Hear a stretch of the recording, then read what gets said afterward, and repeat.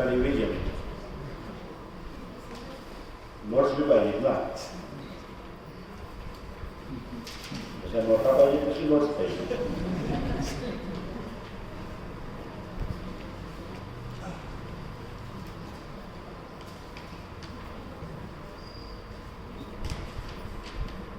परमभाव प्रकाशित नयचक्र आज व्यवहार न्यायच्या जे 4 आहेत त्याचं रिव्हिजन घेऊन विद्या विषय न्यायचं रिव्हिजन आणि मंगळवारी परीक्षा आहे. उद्या च्या स्वाध्यायामध्ये तुम्हाला हे सांगावं लागतं. बरोबर झालंच करायचं त्याला काय बघून म्हणा न बघता म्हणतो तो फार चांगला बघून म्हणायचं.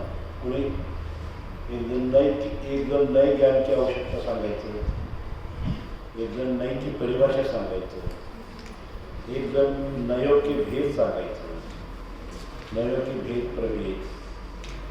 मग उपचारिक असं जो व्यवहार नाही, मग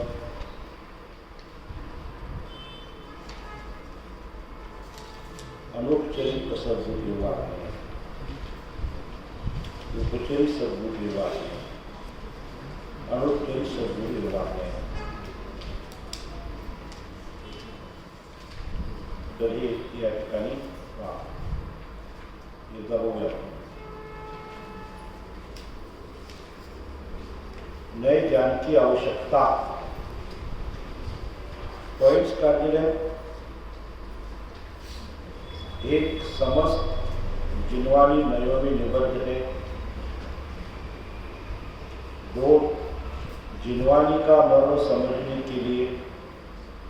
3 नए ज्ञान से भी सम्यक दृष्टि नहीं हो सकता. 4 अनादिकालीन मिथ्यावृत्ति का भेदन आत्मानुभव से संभव है. आत्मानुभूति आत्मज्ञान परिपूर्वक होता है और आत्मज्ञान शुद्ध ज्ञान के अंश नए ज्ञान से ही होता है. और 5वां पॉइंट अनादिकालीन अर्थात अनादिकाल से ये जीव असत कल्पनाओं में ही उलझा हुआ है. सत कल्पना के लिए नयों की योजना करनी पड़ती है, इसलिए आवश्यकता है. कशाचं शेवटचं अनादिकाळापासून हा जीव खोट्या कल्पना आहे. एक तर वस्तू नित्य आहे, अनित्य आहे, केवळ एकांत भेद रूप आहे, अभेद रूप आहे. अशा प्रकारे असत कल्पना आणि मिथ्या देव शास्त्र गुरु द्वारा सांगितलेल्या कल्पित कल्पना ये भी असत कल्पना है. या असत कल्पना में उलझा हुआ. आता तीर्थंकरांची दिव्यधरी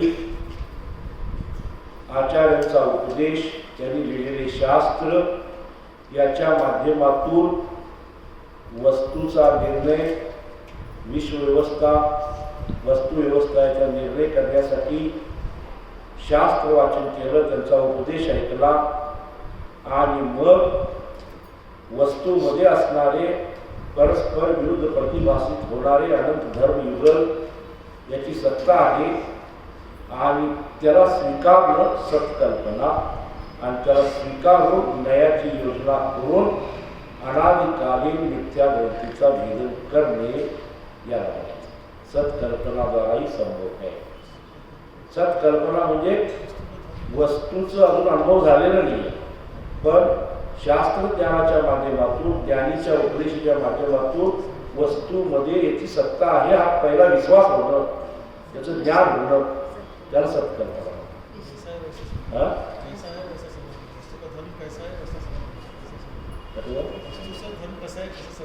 हा वस्तू कशी आहे तसे समजणे, वस्तूचा स्वभाव हे शास्त्र माध्यमातून आणि शास्त्राच्या माध्यमातून वाचता वाचता विश्वास होता.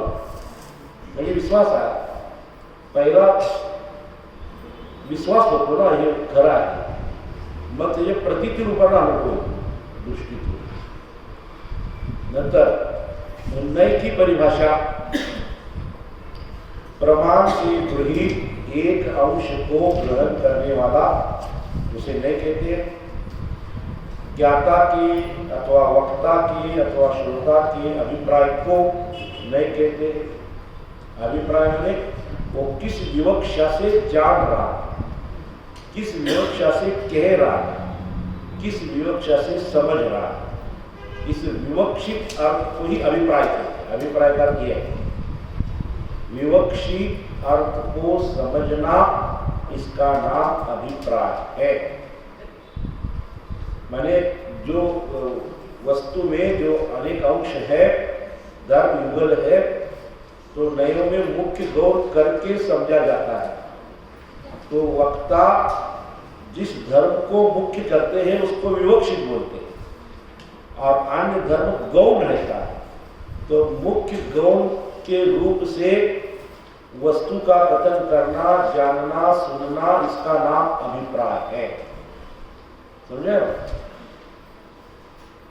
शुद्ध ज्ञान के अंश को नहीं कहते, क्योंकि ये नहीं तो सिर्फ शुद्ध ज्ञान में होते हैं.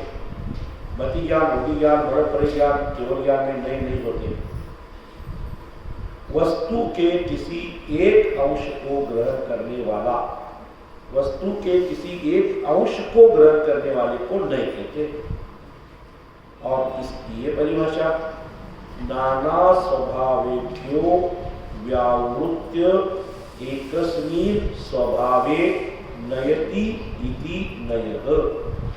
नाना स्वभावों से व्यावृत्त माने पृथक, पृथक माने अलग करके, जो एक स्वभाव की ओर ले जाता है. नयति माने ले जाता है, एक स्वभाव में स्थापित करता है, उसे नय कहते हैं. नयति नयः. ऐसी नयों की परिभाषा 5 पॉइंट दिए उसमें. अब नयों के भेद, मूल नय 2 प्रकार के हैं, एक द्रव्यातीत नय और पर्यायातीत नय. अतः निश्चय नय, व्यवहार नय. आगम में द्रव्यातीत नय और पर्यायातीत नय की मुख्यता होती है, और अध्यात्म में निश्चय नय और व्यवहार नय की मुख्यता होती है.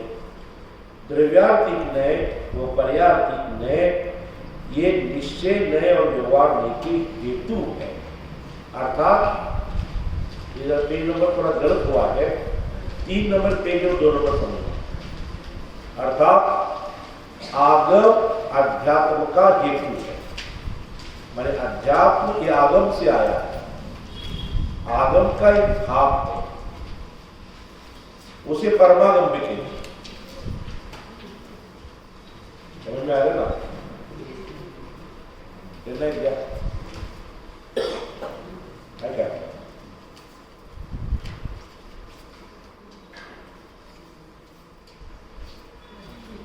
समझ में?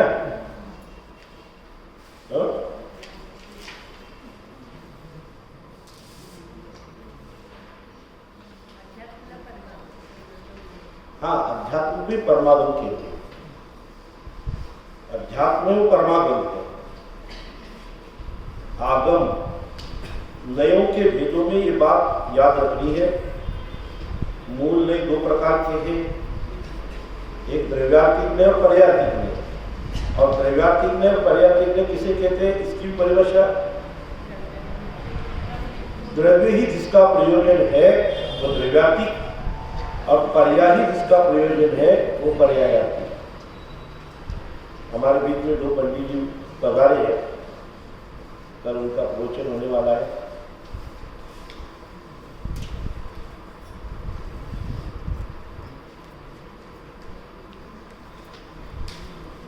तो द्रव्य ही जिसका प्रयोजन है वो द्रव्यातीत, और पर्याय ही जिसका प्रयोजन है वो पर्यायातीत. तो आगम में द्रव्यातीत नय और पर्यायातीत नय की मुख्यता होती है, और अध्यात्म में निश्चय नय और व्यवहार नय की मुख्यता होती है. अध्यात्म में कहीं कहीं द्रव्यातीत नय को ही निश्चय नय कहते हैं, और पर्यायवाची नय को व्यवहार नहीं कहते हैं। तो आगम में द्रव्यातीत नय और पर्यायवाची नय की मुख्यता और अध्यात्म में निश्चय नय और व्यवहार नय की मुख्यता। द्रव्यातीत नय और पर्यायवाची नय ये निश्चय नय और व्यवहार नय की हेतु है। अर्थात एक नंबर 3 है वो 2 समझना, थोड़ा गलत हुआ है। अर्थात आगम अध्यात्म का हेतु है, आगम से ही अध्यात्म आया है। आगम अध्यात्म आगम से अलग नहीं है, अध्यात्म आगम का एक पार्ट है। सिर्फ अध्यात्म में शुद्ध नय की मुख्यता से शुद्ध आत्मा का वर्णन किया जाता है और आगम में व्यवहार नय की मुख्यता से उसका वर्णन किया जाता है। और आगम में सब होता है, उसमें लोकालोक आदि सब। निश्चय नय और व्यवहार नय ये अध्यात्म के नय, इन्हें अध्यात्म के नय क्यों कहते हैं? उसके 2 कारण मुख्य हैं। ये 2 नय आत्मा पर ही घटित होते हैं और दूसरा पॉइंट, ये आत्मा के कल्याण के कारण है। मैंने इनसे, इनकी जानकारी से, इनको समझने से आत्मा का कल्याण निश्चित होता है, आत्मा का कल्याण का कारण है। इनको जाने बिना आत्मा का कल्याण नहीं होता है। इसलिए अमृतचंद्राचार्य ने जो आत्म कल्याण की बात की है उसमें 4 पॉइंट दिए हैं, कल चर्चा की है। आगम का सेवन, युक्ति का अवलंबन, युक्ति को ही प्रमाण नहीं कहते हैं और वो प्रमाण का अंश है निश्चय नय और व्यवहार नय। अब निश्चय नय और व्यवहार नय में अंतर कल भी हमने देखा था। पंडित डोरवगी ने मोक्ष मार्ग प्रकाशक में सब दिया है और उसका सब निचोड़ निष्कर्ष के रूप में डॉक्टर साहब ने 7 पॉइंट द्वारा हमें यह बताया है। वही 7 पॉइंट है। निश्चय नय और व्यवहार नय में क्या अंतर है? निश्चय नय आत्माश्रित कथन करता है और व्यवहार नय पराश्रित कथन करता है। इसलिए आत्माश्रितो निश्चय नय, पराश्रितो व्यवहार नय, अथवा स्वाश्रित निश्चय नय, पराश्रित व्यवहार नय। 2, निश्चय नय का विषय अभेद है और व्यवहार नय का विषय भेद है। तीसरा पॉइंट, निश्चय नय सच्चा निरूपण करता है और व्यवहार नय उपचरित उपचार का कथन करता है। चौथा पॉइंट, निश्चय नय भूतार्थ है सत्यार्थ है, भूतार्थ और सत्यार्थ एक ही है। व्यवहार नय अभूतार्थ है, असत्यार्थ है।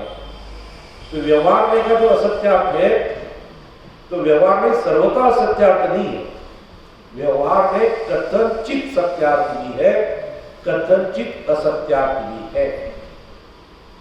5, निश्चय नय असंयोगी कथन करता है और व्यवहार में संयोगी का कथन करता है। राग, देश, स्त्री, पुत्र, शरीर, कर्म, इनसे संयोग का कथन करता है और निश्चय में इन सबसे भिन्न असंयोगी का कथन करता है। अर्थात व्यवहार में जिस संयोगी का कथन करता है उसका निश्चय ने न तथा कहकर उसका निषेध करता है। ऐसा निश्चय ने को अधिकार है व्यवहार ने का निषेध करने का। इसलिए उसका संबंध कल बताया ना, निश्चय ने और व्यवहार में 2 संबंध तो बताए। निश्चय ने प्रतिपादक है, व्यवहार ने प्रतिपादक है और निश्चय ने प्रतिपाद्य है। और निषेध निषेधक, तो व्यवहार निश्चय ने निषेधक है, व्यवहार में निषेध है, निषिद्ध होने योग्य है।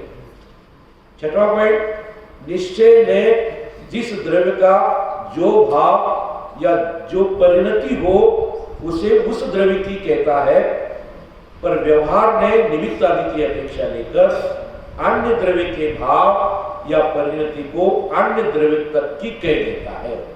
मैंने एक द्रव्य की परिणति दूसरे द्रव्य की कहना, एक द्रव्य के भाव को दूसरे द्रव्य का कहना, ये व्यवहार ने का कथन है। और निश्चय ने उसी जिस द्रव्य की परिणति है, जिस द्रव्य के जो भाव है उसी का कहना ये निश्चय ने। 7वां पॉइंट, निश्चय ने प्रत्येक द्रव्य का स्वतंत्र कथन करता है, संयोगी कथन नहीं उसका। और जबकि व्यवहार में अनेक द्रव्यों को, अनेक भावों को, कारण कार्यादि को मिलाकर कथन करता है। संयोगी कथन है इसलिए मिलाकर कथन करता है। निश्चय ने असंयोगी है इसलिए प्रत्येक द्रव्य की, प्रत्येक वस्तु की, प्रत्येक द्रव्य में होने वाले प्रत्येक पर्याय की भी स्वतंत्रता बताता है।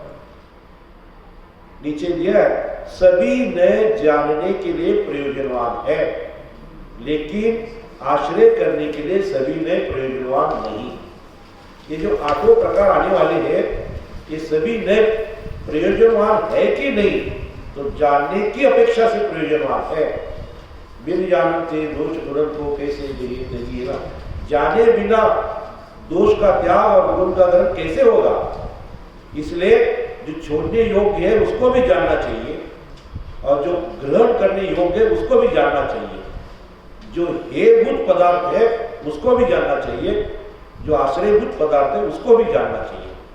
इसलिए जानने की अपेक्षा से सभी नए प्रयोजनवान है, लेकिन आश्रय करने की अपेक्षा से सभी नए प्रयोजनवान नहीं।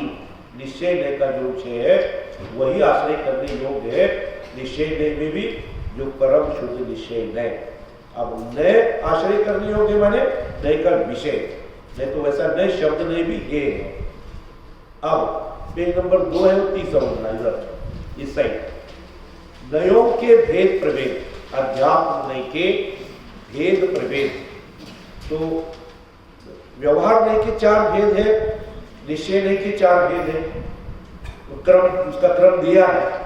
उपचरित असद्भूत व्यवहार ने 2, अनुपचरित असद्भूत व्यवहार ने 3, उपचरित अथवा अशुद्ध सद्भूत व्यवहार ने 4, अनुपचरित अथवा शुद्ध सद्भूत व्यवहार ने 5, अशुद्ध निश्चय ने, बाद में एकदेश शुद्ध निश्चय ने, फिर पूर्ण अथवा साक्षात शुद्ध निश्चय ने और परम शुद्ध निश्चय ने। ये सब हो गया है। इसके आधार पर एक प्रश्न पूछने वाला, पूछू क्या? उपचरित को अशुद्ध क्यों कहते हैं? सद्भूत की उपचरित,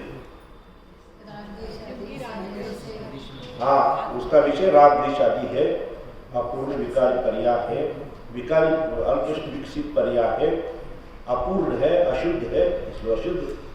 और अनुपचरित को शुद्ध कहते हैं। ये शुद्ध अशुद्ध सद्भुत में है, असद्भुत में शुद्ध अशुद्ध नहीं। असद्भुत तो दोनों अशुद्धि है, उसमें शुद्ध अशुद्ध का भेद नहीं है। उपचरित और अनुपचरित सद्भुत में शुद्ध अशुद्ध ऐसा भेद है। अब एक एक का विश्लेषण देखते हैं। देखा है हमने, फिर एक बार, एक उपचरित असद्भुत व्यवहार में क्या है, इसका विषय क्या है? तो पृथकत्व अर्थात विभक्त प्रदेशत्व, ये भाषा प्रवचन सार में आती है। विभक्त प्रदेशत्व सो पृथकत्व, अतद्भाव सो अन्यत्व।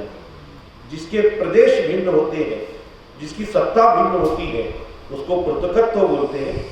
और सत्ता अभिन्न होते हुए भी ये वो नहीं है, ऐसा जो इसमें उसका अभाव है, इसे बोलते अतद्भाव। तो पृथकत्व अर्थात विभक्त प्रदेशत्व, सत्ता से भिन्न, संश्लिष्ट संबंध रहित। संश्लेष संबंध सुबह आया था, नीर क्षीरवत, ऐसे संश्लिष्ट संबंध रहित, न्याय नीति पूर्वक दूरवर्ती सजातीय विजातीय और मिश्र पर पदार्थों के साथ संबंध स्थापित करने वाला, अर्थात उन पर पदार्थों को अपना कहने वाला, जानने वाला, उनका कर्ता भोक्ता कहने वाला, ये इस नय का विषय है। तो एक एक पॉइंट सब हो गए। 4 दिन में इसका सब विस्तार हुआ है, थोड़ा सा हुआ इसका। पृथकत्व माने विभक्त प्रदेशत्व है, सत्ता से भिन्न है, संश्लिष्ट संबंध माने भिन्न है, और न्याय और नीति पूर्वक जो दूरवर्ती संबंध है, दूरवर्ती निकटवर्ती माने जो शरीर से संबंधित है वो दूरवर्ती, तो दूरवर्ती संबंध है, सजातीय स्त्री पुत्र आदि, विजातीय मकान आदि और मिश्र जैसे सेना में हाथी घोड़े तलवार आदि सेना होती है, तो ये मिश्र हो गए। इन पर पदार्थों के साथ संबंध स्थापित करने वाला अर्थात उनको अपना कहने वाला, उसका कर्ता भोक्ता कहने वाला, ये उपचरित असद्भूत व्यवहार का विषय है। ये उपचरित किसे कहते हैं, असद्भूत किसे कहते हैं, नीचे दिया है। उपचरित दूरवर्ती अर्थात संश्लिष्ट संबंध रहित है, इसलिए उपचरित। असद्भुत क्यों कहा, यह आत्मा की सत्ता में नहीं है, क्योंकि एक तो आत्मा का संबंध शरीर से और स्त्री पुत्र का आदि का संबंध शरीर से है। मैंने पहले संबंध आत्मा का शरीर से और स्त्री पुत्र आदि का संबंध इस शरीर से संबंध है। तो पहला संबंध शरीर का, फिर शरीर के साथ स्त्री पुत्र आदि, तो एक डबल संबंध हो गया ना, डबल उपचार हो गया। इसलिए ये उपचरित आत्मा की सत्ता में नहीं है, इसे अभेदोपचार भी कहते हैं। अभेदोपचार माने क्या, दो भिन्न होते हुए भी उसको एक कहना, उसका नाम अभेदोपचार। समझ आया ना, दो भिन्न होते हुए भी प्रयोजनवश उसको एक कहना, उसका कर्ता भोक्ता कहना, इसका नाम अभेदोपचार। भेद होते हुए भी अभेद अर्थात दो का एक, कल बताया ना। सद्भुत और असद्भुत में यही समझना, असद्भुत का क्या होता है, एक का दो, और सद्भुत का दो का एक, दो का एक, दो का एक, एक का दो, एक का दो, एक का दो, दो का एक, दो का एक। हाँ, असद्भुत हो तो दो का एक, और सद्भुत हो तो एक का दो, ऐसे। हाँ, तो ये असद्भुत आत्मा की सत्ता में नहीं है, अभेदोपचार है। भेद होते हुए भी अभेद, दो का एक अथवा दो होते हुए भी एक कहता है। फिर व्यवहार क्यों, भिन्न होते हुए भी, यह आत्मा से भिन्न है, लेकिन प्रयोजनवश इसको अपना कहता है, इसका कर्ता भोक्ता कहना, इसलिए इसका नाम व्यवहार। न क्यों कहा, न ये सम्यक ज्ञान का अंश है, ये शुद्ध ज्ञान का अंश है, इसलिए न। तो फिर इसका विषय क्या है, उदाहरण क्या है, जैसे माता पिता पत्नी पुत्र क्षेत्र वास्तु पैसा देश ये मेरे हैं इत्यादि, ये मेरे हैं, ये मेरी माता है, ये मेरे पिताजी है, मेरी पत्नी है, ये मेरा पुत्र है, ये मेरी खेती है, ये मेरी वास्तु है, ये मेरा बैंक बैलेंस है, भारत मेरा देश है, ये सब इसी नहीं का विषय है। ये मेरा स्कूल है, ये मेरा मंदिर है, ये मेरा घर है, शरीर से संबंधित, वो भी न्याय और नीति पूर्वक। ये मेरे है, मैं इनका करता हूं, ऐसे कहना व्यवहार और ये सम्यक ज्ञान का अंश है, इसलिए ये नय। क्या प्रयोजन सिद्ध होता है इससे, तो मेन प्रयोजन तो भेद विज्ञान है। सभी नयों का मुख्य प्रयोजन, मेन प्रयोजन तो भेद विज्ञान है। फिर साइड का प्रयोजन क्या है, सदाचार की सिद्धि। इस नय से सदाचार की सिद्धि होती है। सदाचार युक्त जीवन जीने की कला इस नय से मिलती है। इसलिए सदाचार संपन्न कोई जीव हो, कोई व्यक्ति हो, तो उसकी ओर बाकी के सब लोग आकर्षित होते हैं, उनकी वाहवाह करते हैं और उनकी बात सुनते हैं। इसलिए पहले सदाचार जिसमें हो, फिर वो सदाचार की भूमि में सम्यक दर्शन ज्ञान चारित्र के वृक्ष उगते हैं। पहले सदाचार होता है, फिर बाद में सम्यक चारित्र होता है। ये सामान्य सदाचार है, खान पान रहन सहन, उसका विचार करना, चलना बोलना, उठना बैठना, इसकी वो उस व्यक्तित्व का परिचय होता है। ये कैसे बोलता है, कैसे क्या खाता है, क्या पीता है, क्या शब्द उच्चारण करता है, इसकी वाणी क्या है, कैसी है, तो इससे अनुमान लगाया जाता है व्यक्ति सदाचारी है, दुराचारी है। तो ये सदाचार की सिद्धि होती है। उपचरित, ये उपचार का उपचार है, मैंने डबल उपचार है। अनौपचारिक ये सिंगल उपचार, और अनौपचारिक का उपचार पर उपचार है, माने शरीर है और फिर शरीर से संबंधित है। इसलिए उपचार का उपचार है, डबल उपचार है, इसलिए उसको उपचरित कहते हैं। समझ आएगा? अब दूसरा ने अनूपचरित असद्भूत व्यवहार में पेज नंबर 4 पर है। आपको काम आसान कर दिया है, हाँ? लेकिन परीक्षा के टाइम में ये लेके नहीं बैठना है, हाँ? ये आपको अभ्यास के लिए, स्टडी के लिए, और ये सीख कर आप दूसरों को भी सिखाना है, सिर्फ अपने पास नहीं रखना। ये विद्या समझ आए ना? ये विद्या है, ये दूसरों को भी देना है। समझ में है ना? तीर्थंकर की इतनी वाहवाही क्यों की जाती है? क्यों की जाती है तीर्थंकर की? यदि तीर्थंकर के समान और भी केवड़ी होते हैं ना, केवड़ी के 7 प्रकार है, केवड़ी के 7 प्रकार है। सामान्य केवड़ी, सातिशय केवड़ी, उपसर्ग केवड़ी, अंतर्गुण केवड़ी, तीर्थंकर केवड़ी, ऐसे प्रकार है उसके। तो तीर्थंकर केवड़ी की इतनी महिमा क्यों गाई जाती है? केवल हितोपदेश की वजह से। नहीं तो सर्वज्ञ और वितरागता उनके पास नहीं है, अन्य केवलियों के पास नहीं है, लेकिन हितोपदेशिता है।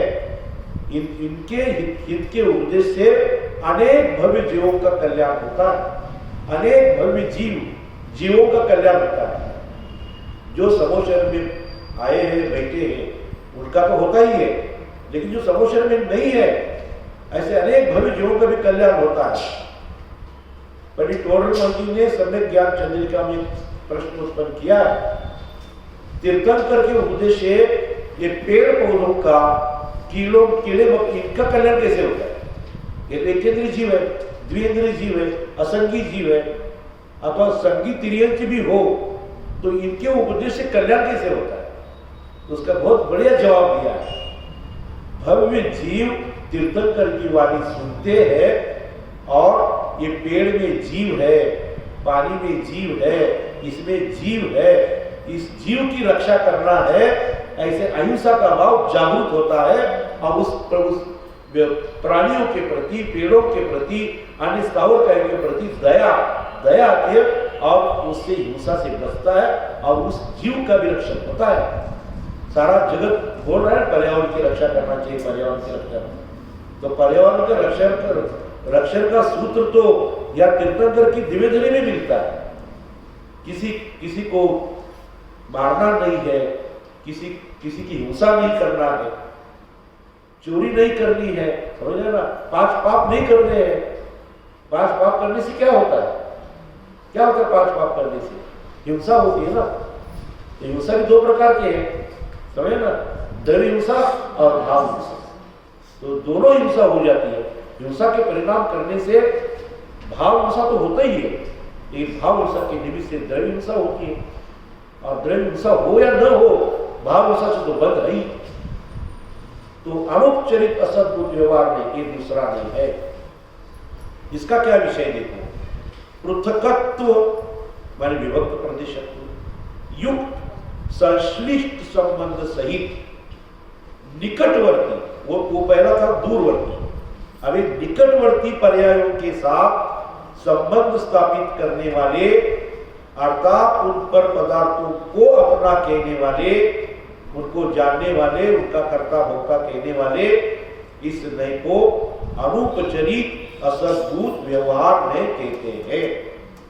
माने 2-3 पॉइंट है उसमें। एक तो पृथकत्व युक्त चाहिए, संश्लिष्ट संबंध सहित चाहिए, निकटवर्ती पर्याय चाहिए। ऐसे पर्यायों के साथ संबंध स्थापित करने वाला, उन पदार्थों को अपना कहने वाला, जानने वाला, उनका कर्ता भोक्ता कहने वाला, ये इस नए का विषय है। जब कहने वाला और जानने वाला ऐसे कहते हैं, तो कहने में तो शब्द नए है, और जानने में तो भाव नए है। शब्द नए को द्रव्य नए भी कहते हैं, और भाव नए को ज्ञान नए भी कहते हैं। तो एक एक का विश्लेषण। एक, अनुपचरित क्यों कहा?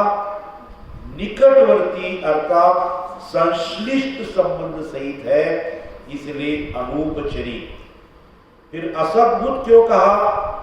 ये आत्मा की सत्ता में नहीं है, इसलिए असद्भुत। आत्मा की सत्ता से बाहर है, सत्ता भी नहीं है। व्यवहार क्यों कहा? भिन्न होने पर भी प्रयोजनवश अपना कहता है, इसलिए व्यवहार। व्यवहार अलग अलग, जो व्यवहार का अलग है, कहीं भिन्न करता है, कहीं भिन्न करता है। और फिर सम्यक ज्ञान का अंश है, इसलिए नए हरे का विश्लेषण हो गए। अनुपचरित इसलिए क्योंकि निकटवर्ती अर्थात सदृश संबंध सहित है, इसलिए अनुपचरित। असद्भुत क्यों कहा? यह आत्मा की सत्ता में नहीं है, इसलिए असद्भुत। व्यवहार क्यों कहा? भिन्न होने पर भी प्रयोजनवश अपना कहता है, इसलिए व्यवहार। और फिर ये सम्यक ज्ञान का अंश है, श्रुत ज्ञान का अंश है, इसलिए नए श्रुत ज्ञान के अंश होते हैं, सम्यक ज्ञान के अंश होते हैं। मिथ्या ज्ञान के अंश तो कु नहीं होते हैं, सम्यक ज्ञान के अंश तो सु नहीं होते हैं। फिर इसका प्रयोजन क्या सिद्ध होता है? मेन प्रयोजन भेद विज्ञान, और फिर उसका गौण प्रयोजन क्या है? द्रव्य अहिंसा की सिद्धि होती है। अहिंसा दो प्रकार की, एक भाव और द्रव्य। हिंसा दो प्रकार की, तो ऐसे अहिंसा भी दो प्रकार की, द्रव्य हिंसा, भाव हिंसा। तो द्रव्य अहिंसा और भाव अहिंसा, इसमें द्रव्य अहिंसा की सिद्धि होती है। अर्थात ये शरीर, नो कर्म, द्रव्येंद्रिया, द्रव्य कर्म, आहार आदि पर्याप्तियां, आहार आदि 6 पर्याप्तियां, ये मेरे हैं, मैं इनका करता हूं, भोगता हूं इत्यादि, इसका कथन है। ये सिंगल उपचार है। सिंगल उपचार को अनुपचार कहते हैं, दो का एक करता है ना। सिंगल उपचार है, ये अनुपचार है। तो इससे द्रव्य अहिंसा की सिद्धि होती है। इससे क्या समझना? आत्मा और शरीर क्या है? एक है। द्रव्य कर्म, आत्मा में जो द्रव्य कर्म, 8 द्रव्य कर्म है, जहां जहां द्रव्य शब्द आता है, कल कहा है ना, कर्म के द्रव्य के साथ जोड़कर, द्रव्य के साथ जोड़कर जो ऐसा शब्द आता है, तो वहां द्रव्य का अर्थ 6 द्रव्यों का द्रव्य नहीं है। वहां द्रव्य का अर्थ अनंत पुद्गल परमाणु का पिंड, अनंत कार्मान वर्गणा का पिंड है, समझना। द्रव्य कर्म, द्रव्याश्रव, द्रव्यबद्ध, द्रव्य संवर, द्रव्य निर्जरा, द्रव्य मोक्ष। यहां जो द्रव्य शब्द आया है, वहां द्रव्य वो 6 द्रव्य में से द्रव्य नहीं है, वो द्रव्य उद्गल द्रव्य है। उद्गल द्रव्य में भी कार्मान वर्गणाओं का पिंड जो है वो द्रव्य कर्म है। और ये द्रव्य कर्म, द्रव्येंद्रिया, 5 द्रव्येंद्रिया, ये शरीर को नो कर्म कहते हैं। ये आहार आदि पर्याप्तियां 6 पर्याप्तियां हैं, ये 6 पर्याप्तियां मेरे हैं, मैं इनका कर्ता भोक्ता हूं इत्यादि अपना कहना, उनका कर्ता भोक्ता कहना, ये इस नय का विषय है। सिंगल उपचार है, अनुपचार इस दो का एक करता है। तो इसके इस माध्यम से द्रव्य अहिंसा की क्या सिद्धि होती है? जैसे हम चलते समय नीचे देखकर चलना, खाते समय शोध के खाना, बोलते समय विचार करके बोलना, तो क्या होता है? तो दूसरे द्रव्य की वहां रक्षा होती है। तो इस नय से शरीर आत्मा एक समझना, समझा ना? ये नय है, इसलिए द्रव्य अहिंसा की सिद्धि होती है। नहीं तो ये जैन दर्शन, जैन धर्म छोड़कर सभी मत में, ऐसा जगत में एक भी मत नहीं है, एक भी मत नहीं है। निर्ग्रंथ दिगंबर गुरुओं के द्वारा कहा हुआ उपदेश छोड़कर अन्य ऐसा एक भी मत नहीं है। वो कहते हैं शरीर आत्मा भिन्न है, ये शरीर है। एक तो अन्यवादी कहते हैं, अन्य मत्यवादी कहते हैं ये सब ईश्वर ने बनाया है, और शरीर को मारने से बलि देते हैं ना, तो लोग बलि देते हैं ईश्वर के नाम पर। तो वैसा कहते, वैसे ही सोचते हैं, हम उसको मारते नहीं है, नहीं मारते, क्योंकि आत्मा अमर है, शरीर भिन्न है, आत्मा को कोई मार ही नहीं सकता। और फिर हमने तो उसका कल्याण ही किया, उसको मार के उसको दुखों से मुक्ति दी हमने, और वो जीव गया ईश्वर के पास। ऐसे मत है जगत में, और उसको पुण्य समझते, पाप नहीं, क्रिया पाप। पुरुषा सिद्ध पाने राग को बसल देने से, हाँ घट चटक पटक है वो, समझे ना। आश्चर्य की बात उसमें धर्म समझते, समझे ना। जगत में धर्म समझने की, जिसमें धर्म समझते 3 प्रकार के भाव है। एक पाप भाव, पुण्य भाव और वितराग भाव। कोई पाप भाव को धर्म समझता है, कोई लोग पुण्य भाव को धर्म समझते हैं, और कोई वितराग को धर्म समझते हैं। जो जैन दर्शन है, जिन धर्म है, वो वितराग को धर्म कहता है और पुण्य को उपचरी धर्म कहता है। और अन्य मत में तो ऐसे जो बलि देते हैं, हिंसा करते हैं, मांस खाते हैं, तो वो नहीं, ये नहीं कहते वो तो हमने पुण्य किया, बोलते हमने धर्म किया। तो इस नए से सिद्धि होती है, समझे ना। वो उससे तो उस शरीर और आत्मा को एक मानना, उस शरीर को तुम मार रहे हो तो उस जीव की हिंसा कर रहे हो। इसलिए इस नए के माध्यम से त्रय अहिंसा की सिद्धि होती है। चलते समय, जब हम चलते तो उस समय तो नीचे देख के चले, जब हम गाड़ी में बैठे हैं तब तो नहीं हो, लेकिन जब चलते समय तो नीचे देख के चले, समझा ना।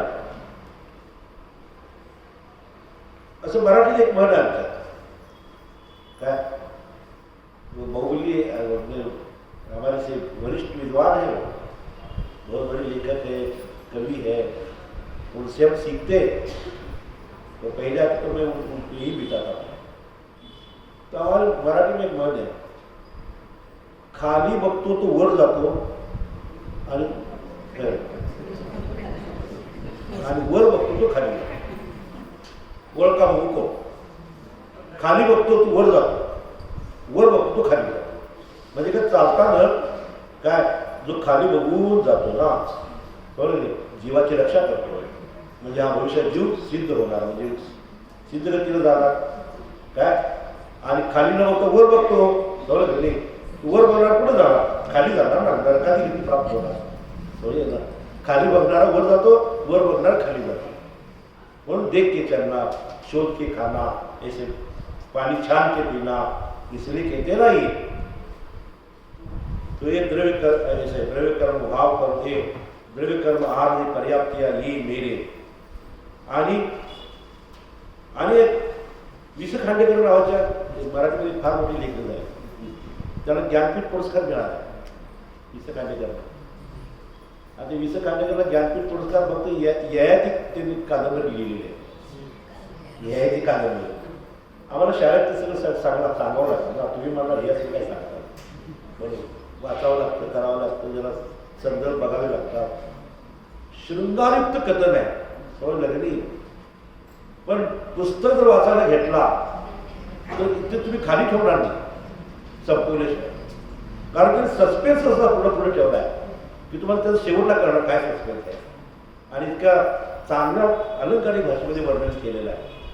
तर हे तर त्यांनी सांगितलं, चालताना लोक खाली बघतो आणि वाचताना, चालताना खाली बघावे आणि वाचताना खोली बघावे। खोली म्हणजे ठीक बघा काय, आत मर्म काय, आपण बरोबर वाचतो, पण त्याचा मर्म काय, मर्म म्हणजे त्याची खोली काय, गिफ्ट डेप्थ हे पाहिजे। तर हे अशा प्रकारे या न्यायाद्वारा द्रव्यंशाची सिद्धी होती। आता 3, आता सद्गुणचे 2 आता येणार। असद्गुण झाले उपचरित अथवा अशुद्ध सद्भूत व्यवहार नाही। आता अन्यत्व अर्थात अतद्भाव से युक्त, वरच्या 2 न्यायामध्ये पृथकत्व होतं, या 2 न्यायामध्ये अन्यत्व येणार। अन्यत्व अतद्भाव से अन्यत्व हा तो नाहीये। अन्यत्व अर्थात अतद्भाव से युक्त, सोपाधि अर्थात उपाधि सहित गुण गुणी पर्याय पर्यायी में भेद को विषय बनाने वाला, करने वाला ये नय है। ये अभेद में भेद करता है। आत्मा में उत्पन्न होने वाली, इसका विषय क्या है, आत्मा में उत्पन्न होने वाली राग द्वेषादि विकारी पर्याय, पुण्य पापादि विकारी पर्याय, मति ज्ञानादि, मति ज्ञान, शुद्ध ज्ञान, अवधि ज्ञान, मन परे ज्ञान, एक मति ज्ञानादि अपूर्ण विभाव गुण और अल्प विकसित अपूर्ण एक देश शुद्ध पर्याय, अल्प विकसित अपूर्ण एक देश शुद्ध पर्याय, ये इनका विषय है। ये अशुद्ध लिखा, अशुद्ध में तीन चीजें हैं। एक अशुद्ध पर्याय, मोह राग द्वेषादि, पुण्य पापादि अशुद्ध पर्याय, और मति ज्ञानादि विभाव गुण, और अल्प विकसित अपूर्ण एक देश पर्याय शुद्ध है लेकिन वो अविकसित है, सम्यक दर्शन आदि, ये अविकसित है, अपूर्ण है, एक देश है, अपूर्ण है इसलिए अशुद्ध है, समझिएगा। इसलिए अशुद्ध, अपूर्ण और अल्प विकसित एक देश शुद्ध पर्याय, इनको विषय बनाने वाला ये नय है। तो इनको अपना कहना, इसका कर्ता भोक्ता कहना, ये इस नय का विषय है। तो फिर उपचरित क्यों कहा, अशुद्ध क्यों कहा? उपचरित अथवा अशुद्ध, अशुद्ध है, विभाव है, विभाव है इसलिए अपूर्ण, इसलिए उपचरित। और फिर सद्भुत क्यों कहा? ये आत्मा की पर्याय में उत्पन्न होते हैं। सद्भुत आत्मा से अलग नहीं है, आत्मा की पर्याय, आत्मा उसका करता है, आत्मा की पर्याय में उत्पन्न होते हैं। ये कोई शरीर में, परद्रव्य में नहीं उत्पन्न होते हैं, ये आत्मा की पर्याय है, आत्मा की एक समय की पर्याय में है, और परिणमन की अपेक्षा से आत्मा उसका करता है। आत्मा की पर्याय में उत्पन्न होते हैं, आत्मा की पर्याय है, पर्याय की सत्ता में उत्पन्न होते हैं, इसलिए सद्भुत, सत माने सत्ता, सद्भुत। फिर व्यवहार क्यों कहा? ये अभेद होते हुए भी प्रयोजनवश भेद करके कहता है। एक अभेद में भेद करना, अभेद के टुकड़े नहीं होते, अभेद का भेद करना माने कोई आत्मा के टुकड़े नहीं होते, एक अभेद में कल्पना से भेद करना, सत्कल्पना, असत कल्पना नहीं, सत्कल्पना द्वारा अभेद में भेद करके भेद करता है, इसलिए व्यवहार, इसको भेदोपचार कहते हैं। पहला था वो अभेदोपचार और ये भेदोपचार, अभेद में भेद करना, इसका नाम भेदोपचार, और भेद होते भी अभेद करना अभेदोपचार। ये एक का दो है, यानी एक है लेकिन दो करके कहता है। फिर नय क्यों कहा? वही है, सम्यक ज्ञान का अंश है इसलिए नय, शुद्ध ज्ञान का अंश है इसलिए नय। प्रयोजन क्या? इससे भेद विज्ञान की सिद्धि होती है, मेन प्रयोजन तो भेद विज्ञान है, बाकी के ये साइड के प्रयोजन सिद्ध होते हैं अपने। तो क्या होता है? अपनी पावरता की सिद्धि होती है, यानी पर्याय में होने वाले जो भाव है, इस पर्याय के माध्यम से मैं अभी पावर हूं, यद्यपि मेरा स्वभाव अमर है, मेरा स्वभाव परिपूर्ण है, और स्वभाव के आश्रय से उत्पन्न होने वाली पर्याय केवल ज्ञान की पर्याय पूर्ण है, लेकिन अभी वर्तमान में मेरी पर्याय में केवल ज्ञान जैसी पर्याय पूर्ण नहीं है, इसलिए उनके सामने मैं पावर हूं, उनके सामने मैं अभी अपूर्ण हूं, इसलिए पावरता की सिद्धि होती है। वहां कोई घमंड, मद, गर्व नहीं उत्पन्न होता है, मैंने मेरे अभी अल्प विकसित शुद्ध पर्याय उत्पन्न हुई है, मैं सम्यक दृष्टि हूं, समझ आया ना, तो मैं सम्यक दृष्टि हूं, ऐसे उसको घमंड नहीं होता है, मद नहीं होता है। मूल में तो आठ मद से रहित सम्यक दर्शन होता है, ज्ञान पूजा फलम जाति मतलब बुद्धि तत्व है ना, वो उसका गर्व नहीं होता है, मैंने आठ शंकादि, आठ दोषों से रहित, आठ मद से रहित, ऐसे है वो, तो उसमें मद नहीं होता है। तो इसलिए ये नए सम्यक ज्ञान का अंश है, इसलिए नए प्रयोजन भेद विज्ञान की सिद्धि होती है, अपनी पावरता की सिद्धि होती है। हर एक नए भेद विज्ञान करता है, व्यवहार में भी भेद विज्ञान करता है, समझेगा।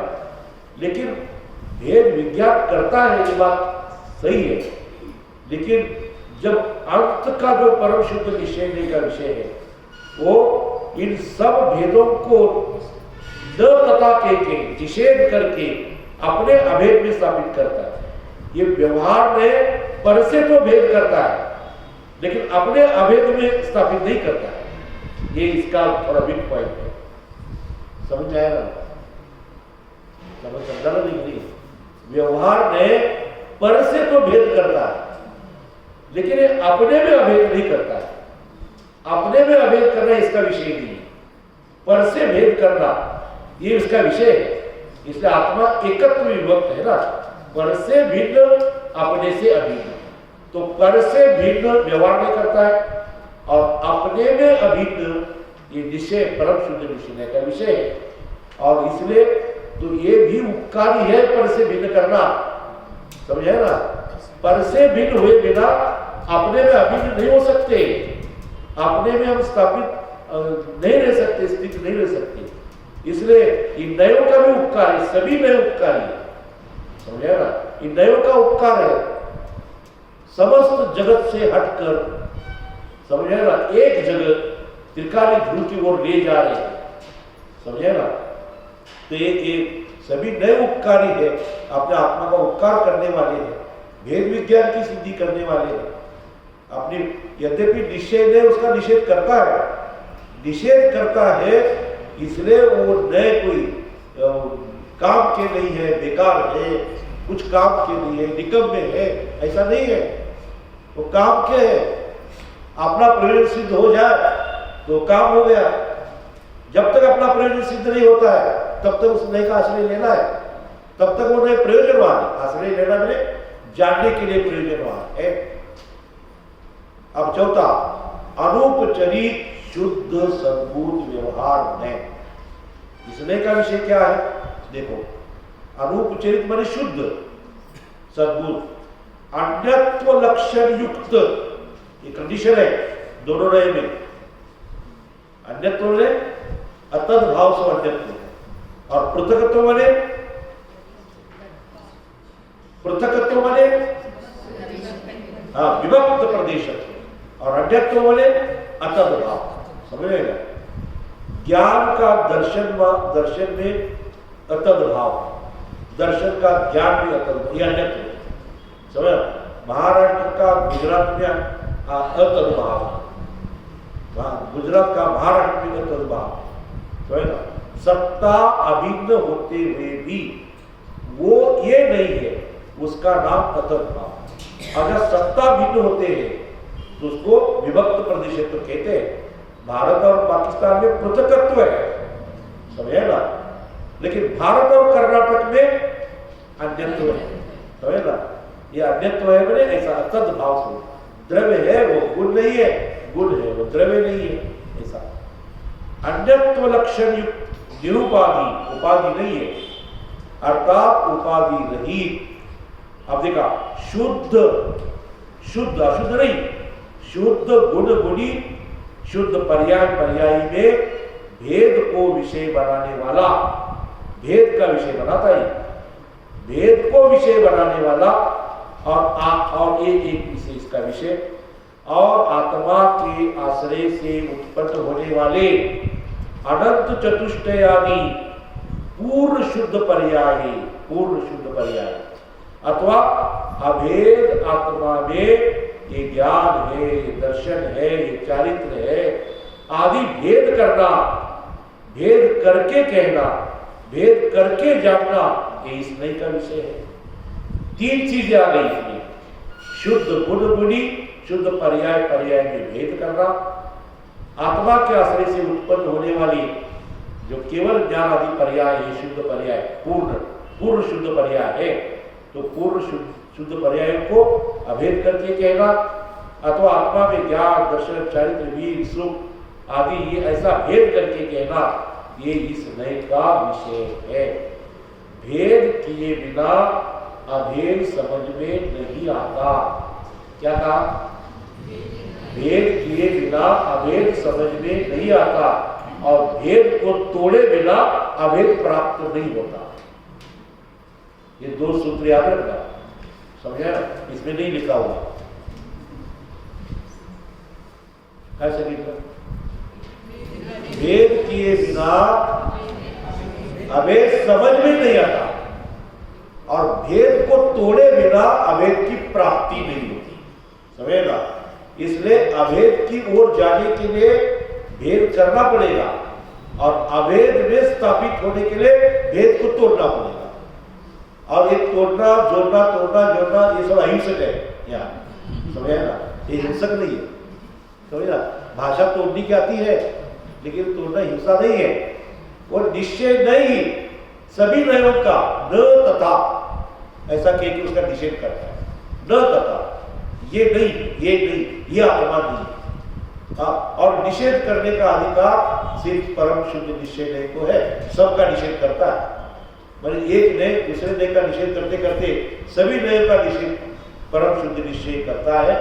परम शुद्ध निश्चय नय में सभी नय हे हो जाते हैं, करना भी नहीं पड़ता, अपने आप हे हो जाते हैं। इसलिए इस भेद, अभेद में भेद करके ज्ञान, दर्शन, चारित्र आदि भेद करके समझना, कहना, जानना, ये इस नय का विषय है। फिर अब एक एक पॉइंट में अनुपचरित अथवा शुद्ध। अनुपचरित क्यों कहा, शुद्ध क्यों कहा? क्योंकि पर्याय शुद्ध है, पूर्ण है, इसलिए अनुपचरित। फिर सद्भुत क्यों कहा? आत्मा की पर्याय है, आत्मा इसका कर्ता भोक्ता है, आत्मा की पर्याय में उत्पन्न होते हैं, आत्मा की सत्ता में है, इसलिए सद्भुत। इसलिए एक आत्मा है सभी, आत्मा की पर्याय है, आत्मा इसका कर्ता भोक्ता है, आत्मा की पर्याय में उत्पन्न होते हैं, फिर आत्मा की सत्ता में है, ये सब कथन, इसलिए इसका नाम सद्भुत। फिर व्यवहार क्यों कहा? अभेद होते हुए भी प्रयोजनवश भेद करके कहता है। एक अभेद द्रव्य है लेकिन अभेद द्रव्य होते हुए भी प्रयोजनवश, का प्रयोजन है कुछ ना कुछ, प्रयोजनवश भेद करके कहता है, इसलिए इसका नाम भेदोपचार। एक का दो करता है। फिर नय क्यों कहा? सभी जगह एक पॉइंट है, ये सम्यक ज्ञान का अंश है, शुद्ध ज्ञान का अंश है, इसलिए ये नय है। फिर प्रयोजन क्या सिद्ध होता है इसका? वेद प्रयोजन तो भेद विज्ञान। फिर साइड का प्रयोजन क्या? अपनी स्व सामर्थ्य की पहचान होती है, स्व सामर्थ्य की सिद्धि होती है।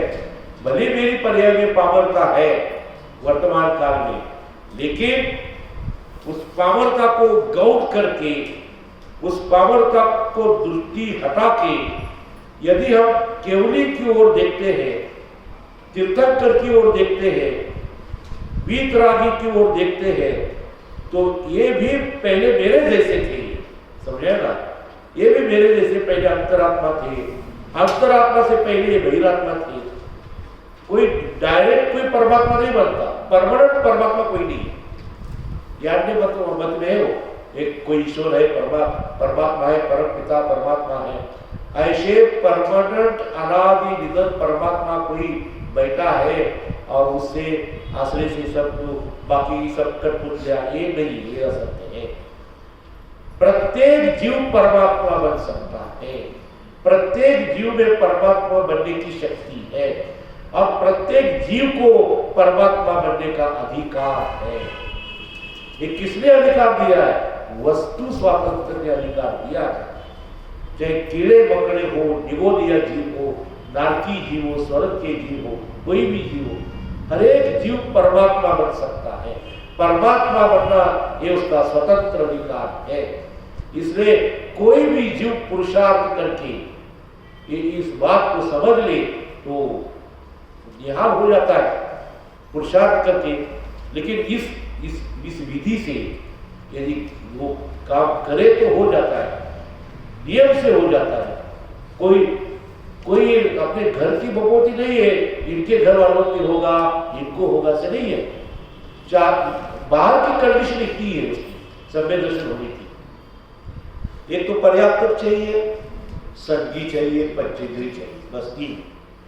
कर्म की ओर से कंडीशन तीन ही है, कर्म से मिली हुई कंडीशन।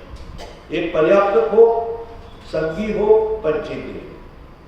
इसमें एक भी नहीं है तो नहीं हो सकता, फिर सम्यक दर्शन नहीं हो सकता उसका, क्योंकि उसकी पर्यायगत ऐसी कंडीशन अभी नहीं है। ऐसी पर्यायगत योग्यता नहीं। ये बाहर की कर्मकृत पर्याय की योग्यता है, ये कर्मकृत पर्याय की योग्यता।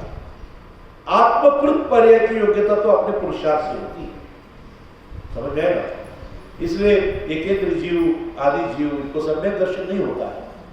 सम्यक दर्शन होने के लिए तो चारों ही गति में जीव हो सकते हैं, संगी पंचेंद्रिय पर्याप्त। और एक पर्याप्त अपर्याप्त संगी असंगी आदि जो भेद है ना, ये तिर्यंच गति में है ना ये, क्योंकि मनुष्य संगी होते हैं, देव संगी होते हैं, नारकी संगी होते हैं। देव और नारकी तो पर्याप्त होते हैं, संगी होते हैं, पंचेंद्रिय होते हैं। उनमें लब्ध पर्याप्त का विषय नहीं है। सभी जीव पर्याप्त, सभी जीव संगी, सभी जीव पंचेंद्रिय और सभी का ही सामूहिक मैंने और कोई ऐसा आकार मरण भी नहीं है। आकार मरण मैंने विष से इससे उसका धात से उदीर्णा मरण नहीं है वहां स्वर्ग में और नरक में, समझे कि नहीं। उदीर्णा मरण नहीं, उदय मरण है। कर्म भूमि के नरक, कर्म भूमि के मनुष्य और तिर्यंच में ये हो सकता है कि कोई उदीर्णा सहित मरता है तो उदय से उसको गोबर आदि में निरूप क्रम आयु और शोक क्रम आयु ऐसा कहा है, समझाएगा। तो कितने ही ऐसे जीव उदीर्णा सहित मरते हैं, कई गर्भ में मरते हैं, कई 9 वर्ष के 10 साल, कई अंत तक नहीं जीते, आयु की उदीर्णा होती है। जैसे संजीव जी बहुत ज्यादा आयु की उदीर्णा हो गई ना, वो उनका निरूप क्रम आयु बंदी हुई थी। यदि शोक क्रम होती तो उदय मरण होता, समझाएगा। इसलिए टोडरमल जी बारंबार कहते हैं कि परिणामों को संभालो, समझे ना, अपने परिणाम न बिगड़े, इसे एक संभालो उसको। और अपने इस परिणाम सुधारने का उपाय क्या है? निरंतर जीवनी का स्वाध्याय, चिंतन, मनन। और उस जीवनी का स्वाध्याय क्यों करना है? उस परिणाम को, वर्तमान के परिणाम को परम परिणाम को जोड़ने के लिए ये पुरुषार्थ, वर्तमान की पर्याय को परम परिणामी को जोड़ना, ये पुरुषार्थ है। पुरुषार्थ और उस पुरुषार्थ का बुद्धिपूर्वक प्रयास तत्व विचार है। क्या करूं, मैं कर्म करना चाहता हूं, मुझे पुरुषार्थ करना, कुछ करना पुरुषार्थ है। तो टोडरमल जी ने कहा पुरुषार्थ से मोक्ष प्राप्ति नहीं, तुझे कुछ करने की खुबक लगी है, समझ में है ना, तो ये तत्व विचार कर। तत्व विचार ही पुरुषार्थ है, समझ ना। तत्व विचार में तत्व निर्णय होता है, तत्व निर्णय में तत्व प्रतीति होती है, प्रतीति से द्विज ध्रुव की प्रीति होती है, प्रीति से प्रवृत्ति होती है, प्रवृत्ति से प्राप्ति होती है। ये सब वो कबीराज बैठे हो, मैं उनकी बात बताता हूं, समझे। ये तत्व विचार, तत्व निर्णय इतपर्यंत पुरुषार्थ है। सम्यक दर्शन के लिए भी कोई पुरुषार्थ नहीं करना पड़ता, मोक्ष मार्ग के लिए नहीं, मोक्ष के लिए नहीं। तत्व निर्णय हो गया, तत्व प्रतीति हो गई तो सम्यक दर्शन तो होगा ही। तत्व निर्णय हुआ है, तत्व ज्ञान और पक्का निर्णय में कच्चा निर्णय नहीं, पक्का निर्णय, दृढ़ निर्णय हुआ है। तो जिसका तत्व निर्णय हुआ है और सम्यक दर्शन नहीं होगा, असंभव है, असंभव है। नहीं तो अभी तत्व निर्णय नहीं है, नहीं तो उसका तत्व निर्णय पर लक्ष्य तत्व निर्णय है, स्वलक्ष्य तत्व निर्णय नहीं। निर्णय में कैसे? स्वलक्ष्य पूर्वक तत्व निर्णय। पंडित टोडरमल ने उसको पुरुषार्थ कहा, ये पुरुषार्थ। और ये पुरुषार्थी जीव फिर मोक्ष पुरुषार्थ प्राप्त करके सिद्ध गति प्राप्त करते हैं, समझे ना। ये प्रयोग अपनी सामर्थ्य की सिद्धि होती है, इस नहीं से तो फिर कैलकुलेशन दिया है व्यवहार में नीचे, उपचरित सद्भूत, अनुपचरित सद्भूत, ये पृथकत्व है, अभेदोपचार है। और उपचरित सद्भूत, अनुपचरित सद्भूत, ये अन्यत्व है, भेदोपचार है, समझ आए ना।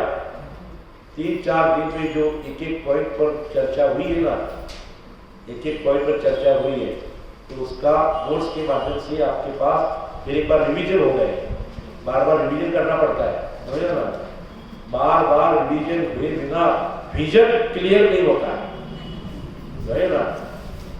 रिवीजन इज डिक्लेयर्ड विजन, अपना डिक्लेयर करते विजन, विजन वही स्पष्ट होता है, तो रिवीजन करना पड़ता है। इसलिए सब जो मेधावी छात्र होते हैं ना, पढ़ते हैं, बार बार पढ़ते हैं, नोट्स निकालते हैं और उसका चिंतन करते हैं, खुद नोट्स निकालते हैं। मेधावी छात्रों का एक अच्छा पॉइंट है, वो बने बना हुए नोट्स पर आधारित नहीं रहते, समझे ना, खुद नोट्स बनाते, खुद नोट्स बनाता है वही मेधावी छात्र है।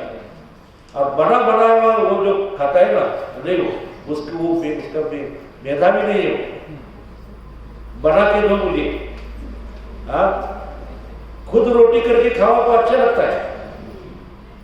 माँ इतनी अच्छी रोटी बनाती है, लेकिन उसको भी ऐसा किया, ये नहीं, ऐसा है, और इसका सब नक्शा बिगड़ जाता है। खुद बनाता है तो अच्छा, हाँ, जब खुद बनाता है तो अच्छा, समझे ना। इसलिए खुद काम करना सीखो, खुद पढ़ना सीखो, खुद चिंतन, खुद मनन, खुद नोट्स निकालना सीखो, समझे ना। हाँ हाँ हाँ, केवल ज्ञान की पर्याय, वो निरूपण उपाधि नहीं ना, राग विष नहीं उसमें, उपाधि को बोलते हैं राग विष। देख, सिर्फ कर्म की उपाधि नहीं बोलना उसको, वो उपाधि में भी अशुद्ध करना, क्षयिक पर्याय है। एक परम शुद्ध निषेध की अपेक्षा से सभी उपाधि है, समझे ना, परम शुद्ध निषेध की अपेक्षा से सभी उपाधि है। लेकिन यहाँ परम शुद्ध यह व्यवहार नहीं की तुलना कर रहे, उसमें व्यवहार में एक उपाधि से असद्बुद्ध है, वो उपाधि सहित है, और ये सद्बुद्ध है, ये निरुपाधि ऐसे शब्द का है ना, उपाधि नहीं, उसमें इसमें व्यवहार में भी सद्बुद्ध में उपाधि निरुपाधि से शब्द आया, और उसमें संस्कृत शब्द आया। हाँ, सद्बुद्ध उपचरित और अनुपचरित में ही उपाधि, उपचरित है वो उपाधि से, क्योंकि वो अशुद्ध है, अपूर्ण है, और अनुपचरित में, अनुपचरित सद्बुद्ध में ये निरुपाधि, क्योंकि इसमें शुद्ध गुण, शुद्ध पर्याय, अनंत चतुष्ट है, इसकी अपेक्षा होती है। समझ आएगा?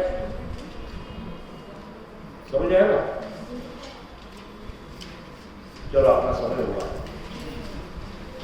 कल एक पॉइंट, एक तो बिना देखे कहना है, और बिना देखे नहीं तो इसको नहीं, मैं देख के इसका विश्लेषण कर सकता हूँ, कर सकती हूँ, तो कर सकते हैं।